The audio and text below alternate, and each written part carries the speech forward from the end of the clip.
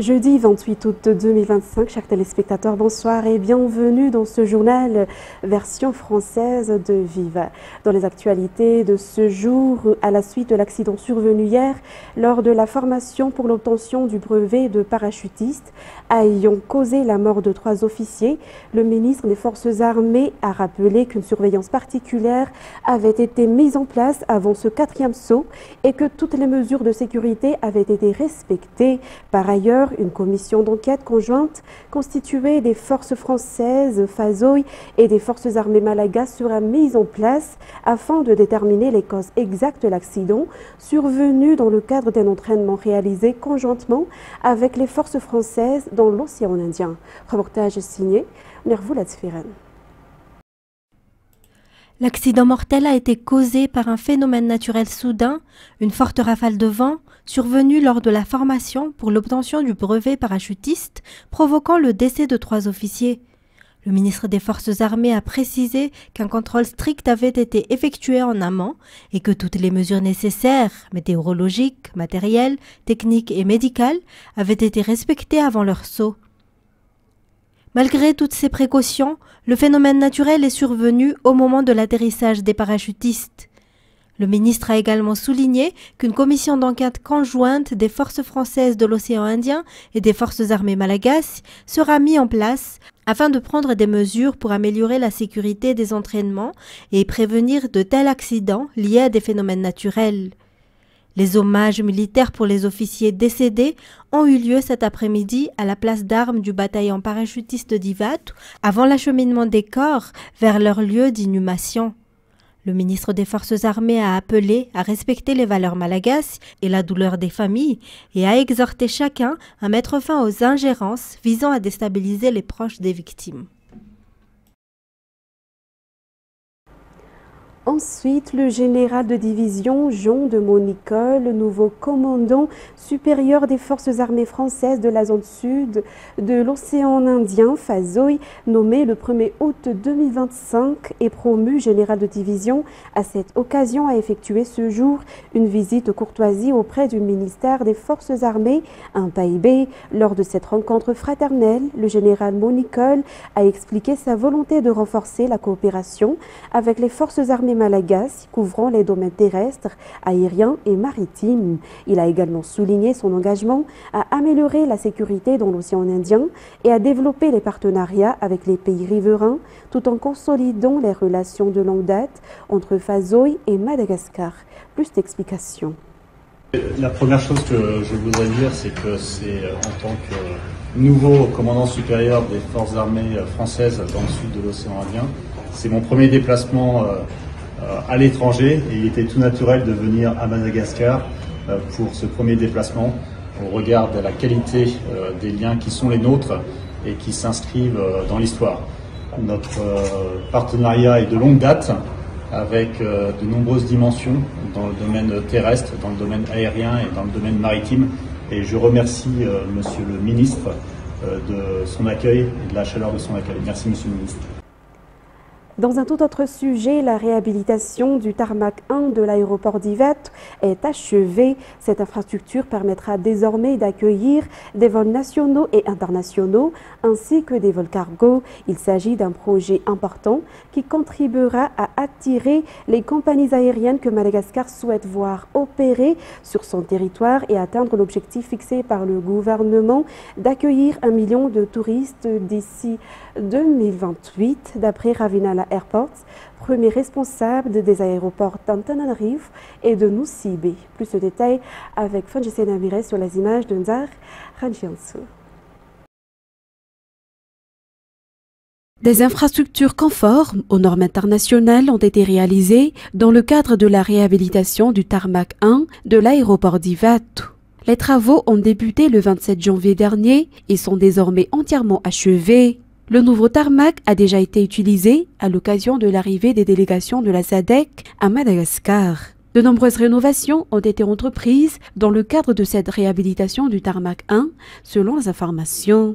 Grâce à ces rénovations, l'aéroport d'Ivatu peut désormais accueillir de gros aéronefs et la largeur de la piste a été élargie de 10 mètres. Il peut désormais recevoir des vols nationaux, internationaux, ainsi que des vols cargo. Ces travaux s'inscrivent dans le cadre de l'amélioration de la qualité de l'aéroport d'Ivat et la présence d'infrastructures répondant aux normes internationales incitera les compagnies aériennes ainsi que les touristes à venir visiter le pays. Et les opérateurs touristiques de Madingue bénéficieront d'une formation gratuite en marketing digital. Cette formation se tiendra les 4 et 5 septembre en partenariat avec la Confédération du tourisme de Madagascar ou CTM. L'objectif est de leur trouver des marchés sur la scène internationale et de dynamiser davantage le secteur du tourisme. Par ailleurs, du 3 au 6 septembre, la CTM mènera un roadshow à Madingue pour rencontrer les acteurs du tourisme locaux. Plusieurs ateliers et thématiques seront abordés afin d'améliorer davantage ce secteur. En éducation, le soutien à l'éducation fait partie du programme financé par l'ambassade d'Allemagne. C'est dans ce cadre que l'école primaire publique d'Ambouipé, dans la commune d'Ambouy-Manaboul, a bénéficié d'une réhabilitation après 18 ans sans rénovation. Cette école, construite en 2007 par une organisation non gouvernementale, a été rénovée par cette même occasion. Aujourd'hui, l'établissement a officiellement été inauguré. Reportage signé Roudzou Christelle Rakotmalal et Yves Janel. Autrefois délabrée, l'école primaire publique d'Ambouipé dispose désormais d'une toute nouvelle infrastructure. La réhabilitation a été assurée par l'ONG qui avait déjà construit l'établissement en 2007. La mission de l'école est d'assurer l'éducation des 140 élèves inscrits, mais aussi d'entretenir durablement ces infrastructures. Un comité de suivi sera prochainement mis en place pour veiller à leur bonne gestion, selon les explications de la présidente de l'association, Ndjiamananou Liliane. Cette réhabilitation a été rendue possible grâce au partenariat entre l'association et l'ambassade d'Allemagne. L'institution allemande alloue chaque année un budget spécial destiné à soutenir différents projets dans plusieurs secteurs tels que l'environnement, l'éducation, la santé, l'amélioration des conditions de vie de la population. À l'issue de l'inauguration, la commune d'Ambouy-Manaboul a également distribué des kits scolaires aux élèves issus des familles défavorisées. Dans les actualités sportives, 23 joueurs ont été sélectionnés pour composer l'équipe nationale A des Barrés en vue des 2 matchs qui se joueront les 4 et 8 septembre prochains dans le cadre des éliminatoires de la Coupe du Monde 2026. Découvrons qui sont ces joueurs sélectionnés à travers ce reportage de Félan Rakoutorsoul. Grâce à leur performance, le sélectionneur Corentin Martins a appelé des nouveaux joueurs, à savoir Michel Ramandimsou, dit Toldo, Mamsou Rakoutson, Pono Jabiarvel et Andy Joseph Pelmar. L'équipe compte également des joueurs connus comme Ryan Ravelson ou encore Zakanirin Arakoutasmboul, dit Nin. Les Barrières A affronteront la Centrafrique le 4 septembre et le Tchad le 8 septembre à Casablanca au Maroc lors des 7e et 8e journées des éliminatoires. Ensuite, la 20e édition du Marathon international de Tana aura lieu les 18 et 19 octobre. Les acteurs engagés dans la protection de l'environnement apporteront leur expertise écologique pour rendre cette édition plus durable et responsable. Par ailleurs, outre l'épreuve reine de 42 km, le Marathon international de Tana proposera également 2 autres courses. Reportage de Anzar Khazanarville. La 20e édition du Marathon international de Tana se tiendra les 18 et 19 octobre. Cette course de fond organisée dans la capitale ne s'adresse pas uniquement aux athlètes professionnels internationaux ou aux célébrités sportives malgaches, mais elle est ouverte à tous. Ainsi, cette édition proposera également 2 autres courses, dont la foulée écologique de 10 km, ainsi que le marathon de 2 km destiné aux enfants et aux familles. Cette initiative est le fruit d'un partenariat stratégique renforcé entre World Trade Center, organisateur et détenteur de la licence du mythe, et Vision Madagascar, NGO, acteur engagé dans la protection de l'environnement. Ce dernier apportera son expertise écologique pour rendre cette 20e édition plus responsable. Le ministère de l'Environnement et du Développement durable complète cette synergie en soutenant la dimension environnementale et citoyenne de l'événement. Environ 4 000 à 5 000 participants sont attendus pour cette édition. Dans l'épreuve du marathon de 42 km, de nombreux athlètes malgaches de renom seront en compétition face à des athlètes étrangers, notamment en provenance du Kenya, de la Gambie, de la France, de l'île Maurice, de la Réunion, ainsi que d'autres encore qui ont annoncé leur participation à cette 20e édition du marathon international de Tana. Et l'activité Mampilalao Kilung, organisée par la Direction de la Jeunesse et du Sport au sein de la commune urbaine d'Antananarivo, a été couronnée de succès. Une initiative destinée aux jeunes de moins de 17 ans pendant les vacances à travers des activités sportives et éducatives. D'autres éditions seront prévues selon les organisateurs. Reportage sur les images de Anzar Razanarville. Chaque mercredi, de 9 h à midi, enfants et jeunes se rassemblent au terrain d'Alarbi.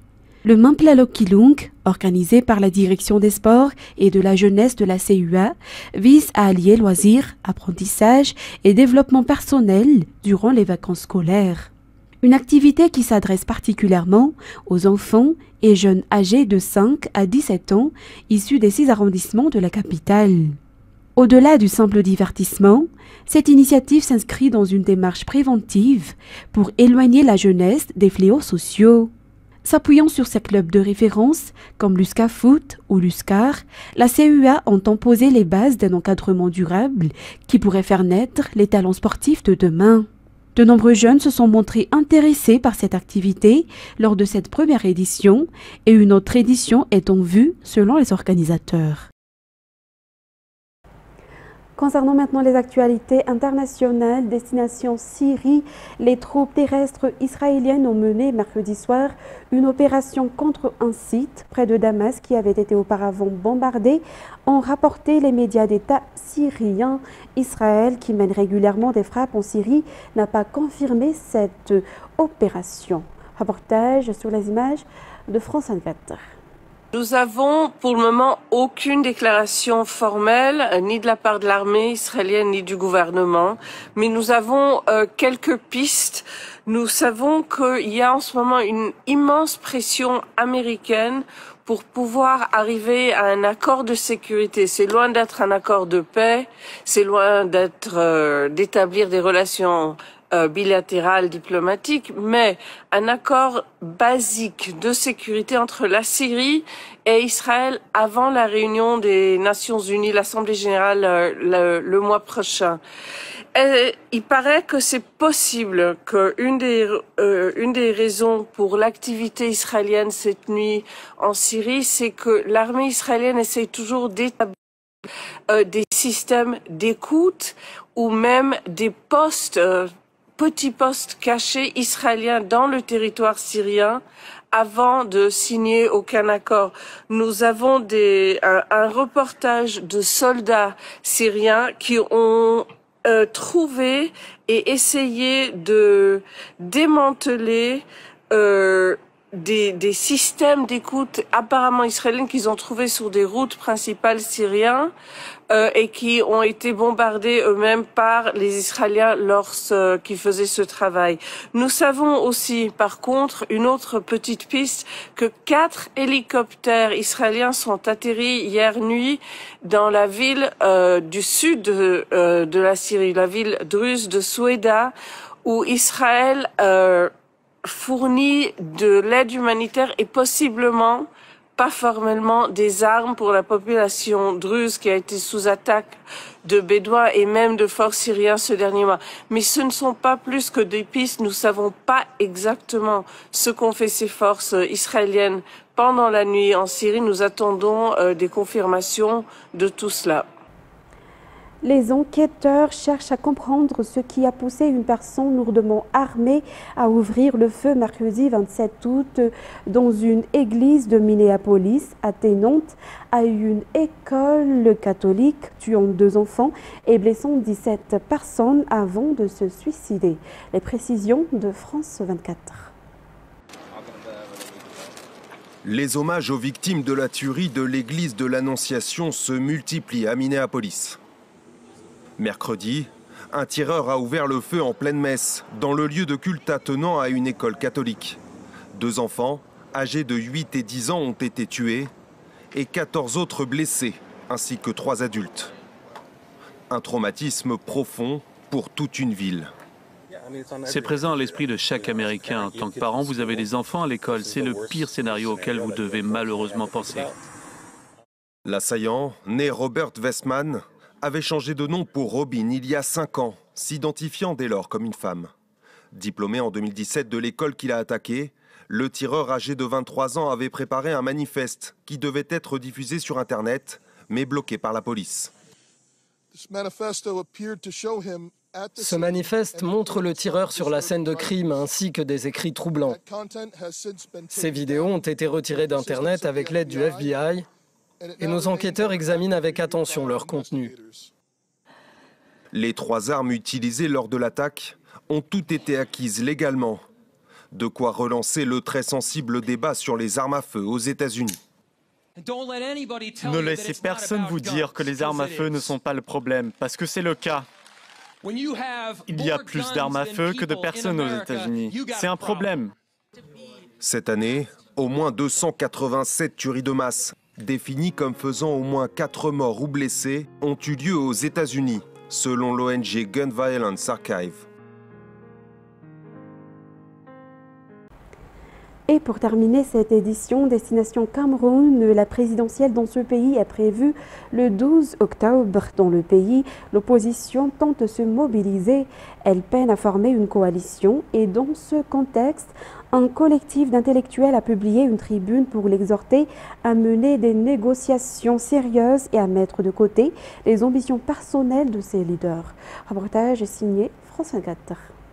Ils sont une cinquantaine réunis autour du collectif des intellectuels patriotes camerounais. On y retrouve des universitaires, des journalistes, des avocats, des cinéastes, des enseignants, des médecins, mais également des membres de la société civile. À moins de 2 mois de l'élection présidentielle, ils veulent faire entendre leur voix et peser sur le choix que les Camerounais feront le 12 octobre prochain. C'est dans cette optique qu'ils exhortent l'opposition à mener des négociations sérieuses, à mettre de côté les ambitions personnelles pour privilégier une stratégie commune et un candidat unique. Pour ce collectif d'intellectuels patriotes camerounais, il ne s'agira pas simplement de remplacer un président par un autre le 12 octobre prochain, mais d'opérer une véritable refondation nationale, comme nous l'explique le cinéaste Jean-Pierre Bekolo. Je pense que nous n'avons pas d'autre choix que de se mobiliser.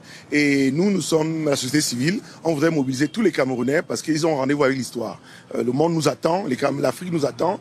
Et que face à ce que nous décrions et nous vivons tous les jours, il faudrait trouver une manière pour que on réponde à cette opportunité qui nous est donnée de nous exprimer l'élection présidentielle avec justement les acteurs, l'opposition, qui doit évidemment comprendre qu'il ne s'agit pas d'élire un président, mais il s'agit de changer le Cameroun. On se souvient qu'avant le début du processus électoral en cours, ce collectif avait demandé au président Paul Biya de ne pas se représenter, un appel qui n'a pas été entendu puisque le président camerounais, 92 ans, dont près de 43 au pouvoir, affrontera 11 autres candidats pour briguer un 8e mandat de 7 ans le 12 octobre prochain.